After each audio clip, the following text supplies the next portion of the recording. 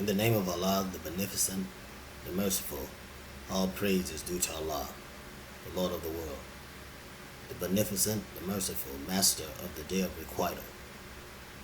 Thee do we serve, and Thee do we beseech for health. Guide us on the right path, the path of those upon whom Thou bestowed favors, not of those upon whom Thy wrath is brought down, nor of those who go astray. Ameen. The object of the Muslim prayer. The object of the Muslim prayer is purification of heart, which is necessary for a spiritual advancement or spiritual development. Allah promises many blessings to you if you would turn to Him in prayer. Nations are no doubt destroyed when they indulge in evil inordinately, and they prosper only so long as their good qualities preponderate. I greet you in peace. I greet you in peace, brothers and sisters.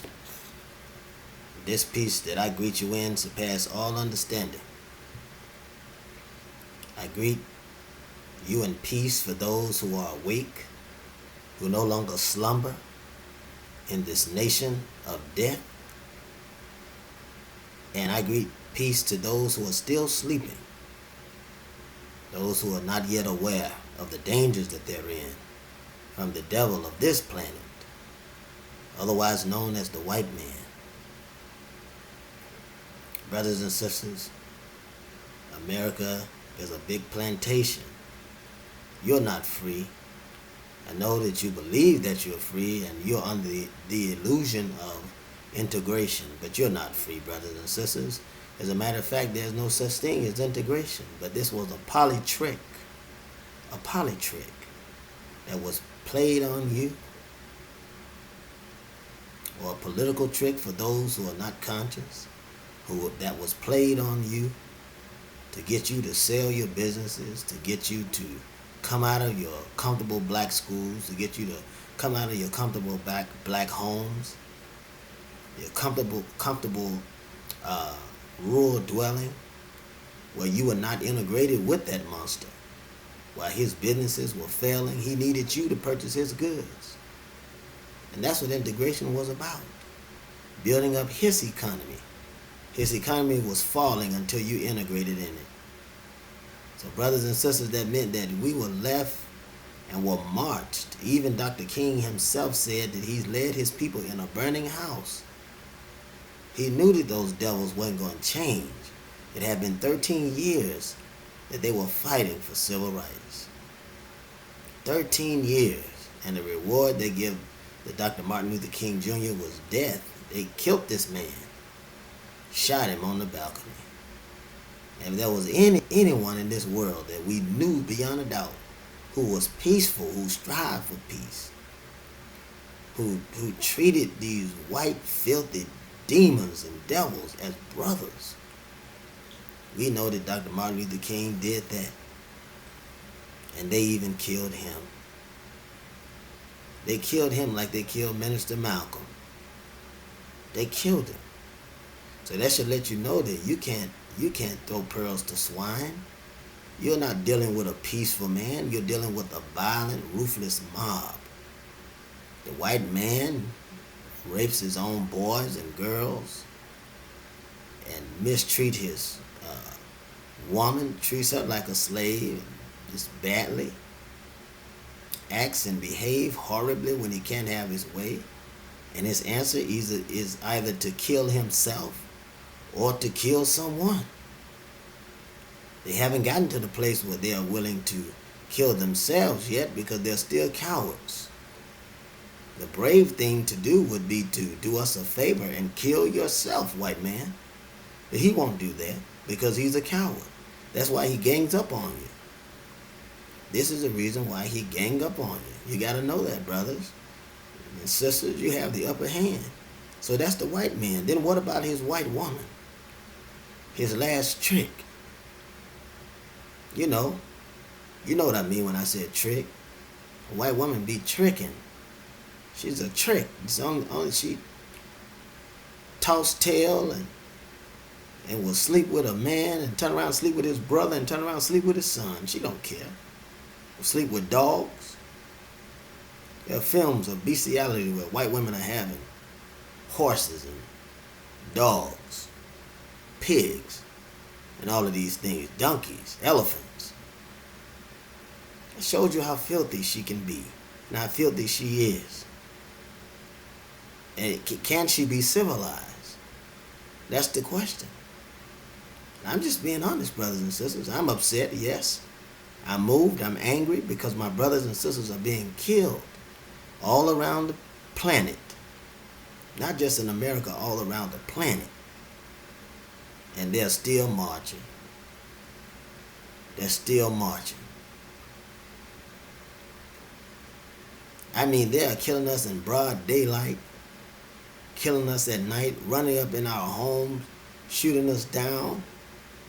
What will it take, black man, for you to fight back?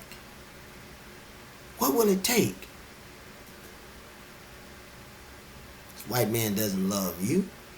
You even got black wealthy people who doesn't love themselves, know you enough to get out and start protesting and make some real differences. Because they are part of this world. The white wealthy are, rather the black wealthy are part of this world. They don't want this world to end. They see the white man as their friend. They believe that they have friends amongst the white populace who hates all of us. My brothers and my sisters, test it. Try it. And see. Prove me wrong. If I'm wrong, prove me wrong. And I'll take back everything that I've ever said. Brothers and sisters, if I'm right, then you owe me the obligation of standing with me. Another brother has just been shot. Rashawn Brooks, been shot and killed, shot down like a dog. He was afraid for his life when the officers came to him in his car while he was resting. He was pulled over in the parking lot, resting, so he wouldn't be driving drunk, and it still didn't help him. My understanding is in that part of Georgia, they kill people like it's a growing fad. So that part of Georgia is little America, where they're killing black folks faster than they can sell them. My brothers and my sisters, what will you do? You can't march forever. I sent a special message out to our sister, Tamika Mallory. Protect yourself, sister. We have brothers that are around you that can give you 24-hour protection from the African American Defense League.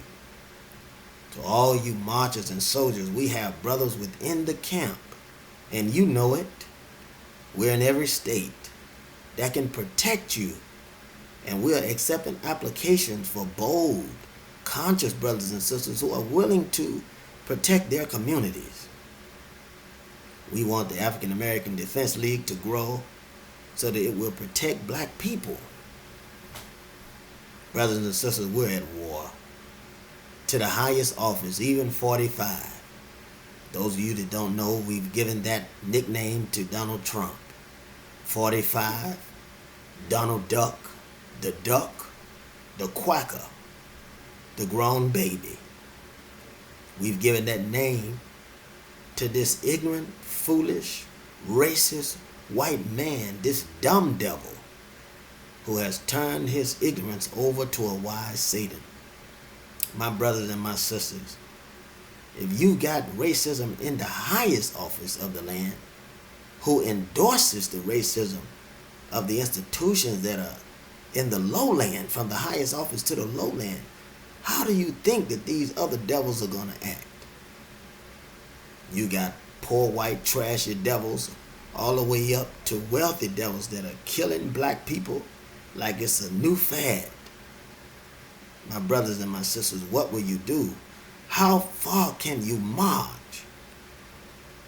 If you march from one part of America to the other part of America, they will be killing people every hour on the hour like they're doing now, and nothing would change it.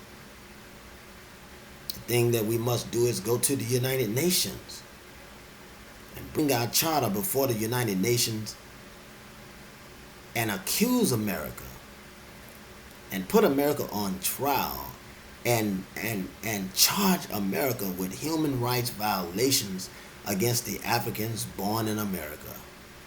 Yes, I said Africans because we are Africans and we are born in America, but we're not African American. So when I use the term African American Defense League or even African American, I do it in mockery. Because this is what this devil says, and under that he says that we have rights. Brothers and sisters, why aren't there European Americans? Why aren't there Indian Americans? Why aren't there Mexican Americans? Why are there only black Americans or African Americans? My brothers and my sisters, the question is rhetorical. No man can be two things. No one man can serve two masters. No one man can be two citizens. Either he belongs to one place or another. And that is the law of domicile and joint domicile. My brothers and my sisters, I come to educate you. And I come at the quickening of the morning. While we see what is going on, brothers and sisters, the best opportunity that we have is to keep organizing an army to defend our black keeper, our families, it's our children, our husbands, our wives, mothers, fathers, grandfathers, grandmothers, aunts, uncles, cousins, nephews, nieces. I've told you before that there are other countries that are waiting and standing by, ready to give us aid.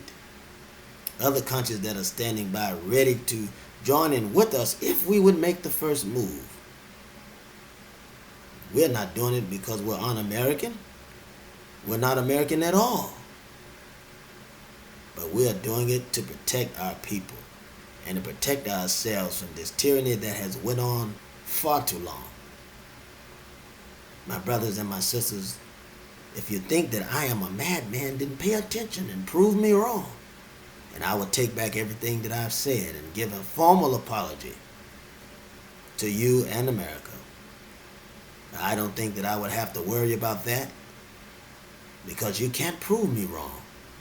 And you and I both know that America is a white racist plantation that continues to kill her slaves without just cause. You and I are slaves, and we're still in the womb. Our mother earth is still pregnant with us in the system of racism and discrimination, which has caused us so much death and infantile mortality rate, racially speaking. But once we are born and come out of the womb, in other words, once we are politically awake, socially awake, spiritually awake, then we will begin to kill that man and protect our lives.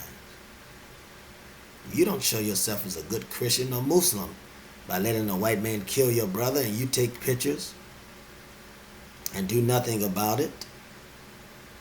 Why, you should be armed with a weapon. That way, before the white man can kill anymore, you shot him up and made him an example. And what he desired to do to you, you've already done to him. Is this madness? Or is it common sense, brothers and sisters? You must be ready to pay the price of freedom. And the price of freedom is death. And you have to be willing to accept that your people may live, that your children will grow in a better tomorrow. And we can't do that with the white man being in power. And we can't do that without a rebellion to deliver our people and make them free. My brothers and my sisters, I love you. And I thank you for hearing me. I appreciate your patience. And don't wonder who I am, but you know me. I'm Minister Mauricelm-Lei, your brother, your friend. I walk with you, soar high above you, and go before you in the power of the Almighty God, who has sent us to finish the work that our ancestors desired so much to finish. And as we give praise to Allah that He sent many soldiers before, such as Nat Turner. He even sent a wild white man named John Brown, who was killing his own people to ensure that every man had freedom. He brought Harriet Tubman and Toussaint Louverture and many others. My God, He brought the almighty Shaka Zulu, that beautiful black warrior that was not afraid to cut the white man's head off, not afraid to break his body, because he knew that he was doing it for a better Africa and a better African. My desire and my prayer, brothers and sisters, is that history will move on your heart and you get on the right side of history, that we may deliver ourselves from this horrible, evil, and dirty beast. May Allah bless and keep you. I love you. Thank you for listening. And I leave you as I greet you in the words of peace. Assalamu alaikum.